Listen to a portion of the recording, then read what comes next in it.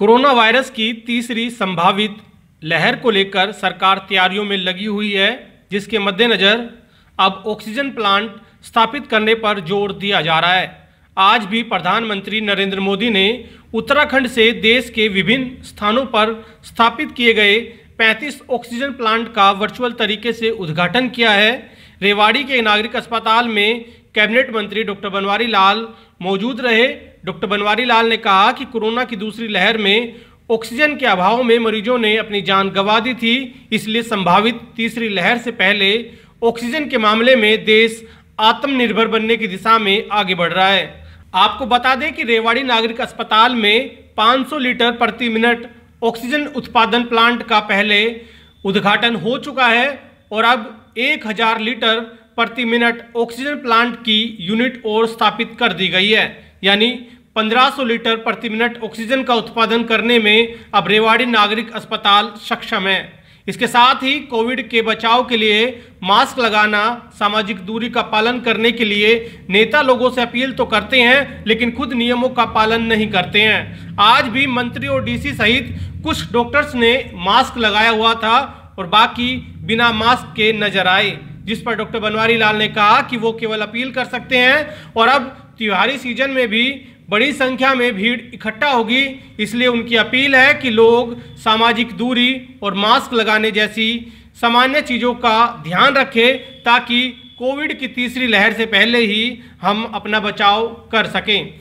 सहकारिता मंत्री डॉक्टर बनवारी लाल ने पत्रकारों से बातचीत करते हुए कहा कि बाजरे और आलू से एथनॉल बनाने के लिए शोध किया जा रहा है। अगर इसमें कामयाबी मिली तो रेवाड़ी महेंद्रगढ़ के किसानों को सबसे ज़्यादा फायदा मिलेगा। डॉक्टर बनवारी लाल ने कहा कि बाजरे का इस्तेमाल ना के बराबर है। पिछले वर्ष भी बाजरे से बिस्किट और अन्य खाद्य पदार्थ बनाने की दिशा में काम किया गया था।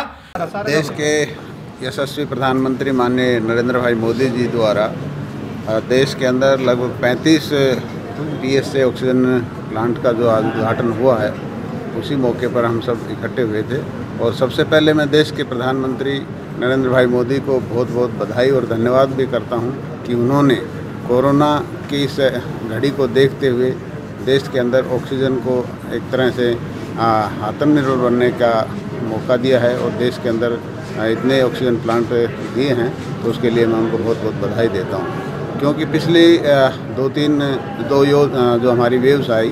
पहली वेव के अंदर तो ऑक्सीजन की हमें कोई किल्लत नहीं हुई, लेकिन दूसरी वेव के अंदर ऑक्सीजन की काफ़ी किल्लत हुई और उसी को देखते हुए जिस तरह से बीमारी के टाइम में ऑक्सीजन को दूसरे जगह से लाकर यहाँ ट्रांसपोर्ट करना एक बड़ी चुनौती थी और उसी को देखते हुए अब सभी ज़िलों में ऑक्सीजन प्लांट लगाए गए हैं और हमारे ज़िले में भी 500 का पहले लग चुका है यहाँ और आज 1000 लीटर पर मिनट की जो प्रोडक्शन की कैपेसिटी का जो ऑक्सीजन प्लांट लगा है, इससे मुझे पूरा विश्वास है कि अगर तीसरी लहर आती है और ऑक्सीजन की कोई ज़रूरत पड़ती है तो हम पूरी तरह सक्षम हैं। देखो, हम पिछले साल भी हमने मीटिंग ली थी, क्रशिंग सीजन से पहले हम मीटिंग लेते हैं और उसमें हम ये तैयारी का जायज़ा लेते हैं कि जो शुगर मिल का जो क्रशिंग शुरू होता है उससे पहले मिल की मेंटेनेंस अच्छी तरह हो जाए और उसी की एक रिव्यू मीटिंग थी और उसमें सभी MDs को बुलाया हुआ था शुगर मिल्स के और उसमें हमने ये रिव्यू किया कि भाई आपकी पूरी तैयारी है क्या, तो सभी ने आश्वस्त किया कि हमारे मिल का मेंटेनेंस प्रॉपर हो चुका है और जब हम शुरू करेंगे तो उसमें आगे कोई दिक्कत नहीं आएगी। तो कब तक प्राई स्टार्ट हो पाएगी? ये अलग अलग मिलों का अलग अलग डेट दी हुई हैं। सबसे पहले मेरे ख्याल 26 अक्टूबर को पलवल की शुरुआत है और नवंबर के सेकंड वीक तक पूरी की पूरी शुगर मिल्स हमारी स्टार्ट हो जाएंगी और जिस तरह से पिछले साल किसानों को किसी तरह की कोई दिक्कत नहीं आई गन्ने की पिराई में, पेमेंट में, उसी तरह आगे भी मैं आपको आश्वस्त करता हूं कि जो हमारे प्रदेश के गन्ना उत्पादक हैं उनको किसी तरह की कोई दिक्कत नहीं है। सिर्फ आलू और बाजरे के ग्लूकोज पे भी शोध की बात कही गई है। हाँ, मैंने कहा था कि भाई अगर मान लो बाजरे से भी अगर इथेनॉल बनता है तो उस पर भी स्टडी की जाए और विभाग ने कहा कि हम इस पर स्टडी करते हैं। अगर ऐसा बनता है तो हमारे दक्षिणी हरियाणा के लिए खासकर बहुत अच्छा होगा कि अगर इथेनॉल बनता है तो हमारा जो बाजरे की जो कंजम्पशन है, आपको पता है कि खाने में तो बहुत कम यूज़ होता है और भी कोई इसका यूज़ है नहीं, हमने पिछली बार भी बिस्किट वगैरह बनाने के लिए भी बाजरा यूज़ किया है और इसी दिशा में अब इथेनॉल भी अगर बनता है तो इथेनॉल भी बनाएंगे ताकि हमारा जो बाजरा कंज्यूम हो जाए। बाजरे की खरीद नहीं की जा रही? बाजरे की खरीद सरकार ने एक भावांतर योजना शुरू की है, लेकिन फिर भी माननीय मुख्यमंत्री जी से हमने बात की थी कि भाई इस तरह से किसानों का मतलब जो हम 2250 रुपये दे रहे हैं वो पूर्ति नहीं होगा। तो माननीय मुख्यमंत्री जी ने कहा है कि भाई हम देख रहे हैं कि अगर मान लो भाव कम आता है तो 25% तो हम खरीदेंगे, 25% बाजरा खरीदेंगे और उनमें हमारा रेवाड़ी और महेंद्रगढ़ जो ज़िला है उसको प्रायोरिटी पर लिया गया है, उसमें बाजरा खरीदेंगे और फिर भी अगर कम होता है तो फिर सरकार सोचेगी। कल भी यहाँ पर एक प्रदर्शन हुआ, बात की जाए तो वो कह रहे हैं कि पूरी जो आड़ती जो है वो 1650 रुपये नहीं खरीद रहे हैं, कम रेट में खरीद 2250, 1200-1300 का भाव मिल रहा है उनको लगभग।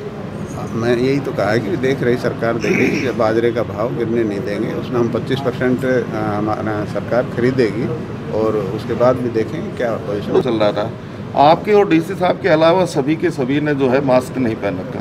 भाई हम अपील ही तो कर सकते हैं, हम अपील करते हैं जब जहाँ भी जाते हैं, असर नहीं हो रहा अपील का तो असर नहीं होता तो उसका नुकसान भी तो होता है ना। तो मैं तो यही अपील ही कर सकता हूँ कि हमें जो आगे जो त्यौहार आ रहे हैं और भीड़ भाड़ का इलाका रहेगा तो उसमें जाएं तो मास्क लगा के जाएं और थोड़ा डिस्टेंस का पालन करें ताकि अगर बीमारी आती है तीसरी वेव लगता है कि हमारे ख्याल से वैक्सीनेशन काफ़ी अच्छी होगी हमारे प्रदेश के अंदर, तो